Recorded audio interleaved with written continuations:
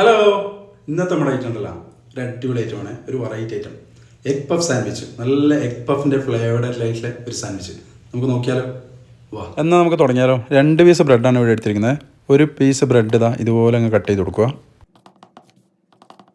ഇനി നമുക്കൊരു പാൻ എടുത്തിട്ട് ഓയിൽ ഒഴിച്ച് ചൂടാക്കി ഒരു മീഡിയം സൈസ് ഒനിയൻ, ഒരു ഗ്രീൻ ചില്ലി, കുറച്ച് ജിഞ്ചർ ഗാർലിക് പേസ്റ്റ്, കുറച്ച് ഉപ്പും ഇട്ട് നന്നായി ഒന്ന് വേവിക്കാം. അതിന് ശേഷം കുറച്ച് ബ്രൗൺ കളർ ആയാലും നമുക്ക് അതിന് ടർമറിക് പൗഡർ, പെപ്പർ പൗഡർ ഇട്ട് വീണ്ടും നന്നായി ഒന്ന് ഇളക്കി നന്നായി വേവിക്കുക.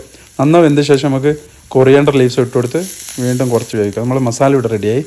ഇനി നമ്മൾ ഒരു പാൻ എടുത്ത് ബട്ടർ ഇതുപോലെ മെൽറ്റ് ചെയ്യുന്നു. ഇനി ഒരു ബ്രെഡ് അതിലോട്ട് വെക്കുന്നു. ഇനി ഒന്ന് മറിച്ചിടാം. ഇനി നമ്മൾ കട്ട് ചെയ്ത ബ്രെഡില്ലേ അത് വെച്ച് കൊടുത്തു. ഇനി നമ്മൾ റെഡിയാക്കി വെച്ച മസാലയില്ലേ അതിൻ്റെ മുകളിലങ്ങ് ഇട്ട് കൊടുക്കാം. അതെല്ലാ ഭാഗത്തും ഒന്ന് ശരിയാക്കി വെച്ച് ഒരു മുട്ട പുഴുങ്ങിയത് അത് ചെറുതായി മുറിച്ചത് അങ്ങ് വെച്ച് കൊടുക്കാം.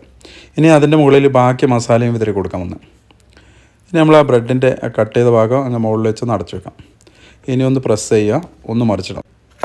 ഇത്ര ക്രിസ്പി ആയ പോരട്ടെ, കുറച്ചും കൂടി ക്രിസ്പിയാണ്. ലോ ഫ്ലെയിമിൽ കുറച്ചും കൂടി ക്രിസ്പി ആകുന്നവർ വെച്ചിട്ട് ഒന്ന് മറിച്ചിടാം.